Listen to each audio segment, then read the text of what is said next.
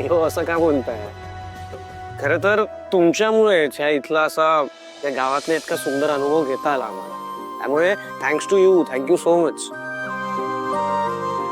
चला बरं ऐका, आता पुढल्या वेळेला येताना एकदम गॉड बातमी घेऊन यायची, नाहीतर गावात एकदम नो एंट्रीच करून टाकणार मी.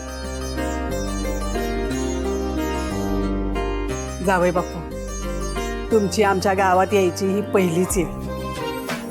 पाहुणचारात काही कमी जास्त राहिला असेल तर माफ करा. आणि हा, आमच्या बोलण्यात एखादा शब्द गेला असेल तर मनात ठेवू नका. अहो काय आहे, ह्या तोंडाला बडबड करायची सवयच लागली. आता ती सवय काय एवढं लवकर तुटणार आहे वय? कसं आहे, असं काय बोलताय?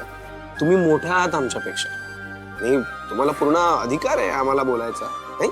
हो. आणि खरं सांगतोय, मला इथे इतकं छान वाटलं ना, माझी तर इच्छाच होत नाही इथनं जायची. अहो मग राहावा की अजून एक आठवडाभर इथं.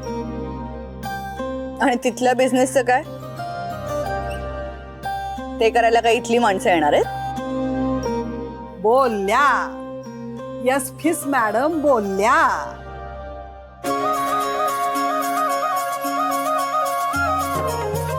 अहो मॅडम, तुम्ही इतका चांगला स्वयंपाक केला का नाही, तुम्हाला सगळ्या चुका माफ.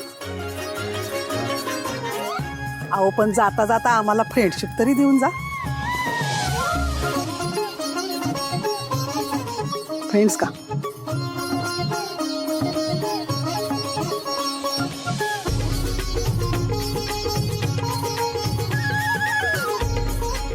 लय आवडलीस तुम्हाला, अगदी माझ्यासारखीच आहेस कडक.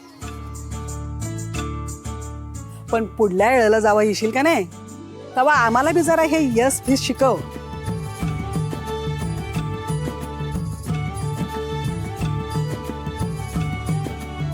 कसं येतो आम्ही. हो, येतो आम्ही. पुरी, तू गावात आलीस, लय बरं वाटलं बघ.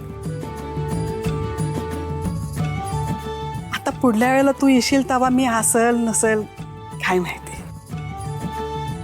अक्कासाहेब, हे काय बोलताय तुम्ही? तुमच्याशिवाय आम्ही कल्पना पण करू शकत नाही. या गावाला गरज आहे तुमची आणि आम्हा सगळ्यांना तुम्ही हवे आहात. आणि दोघं बी एक गोष्ट लक्षात असू द्या, असा जोडीदार मिळायला लय नशीब लागतंय. तुमची जोडी देवाला आवडली म्हणून तर तुमच्या दोघांची गाठ बांधली.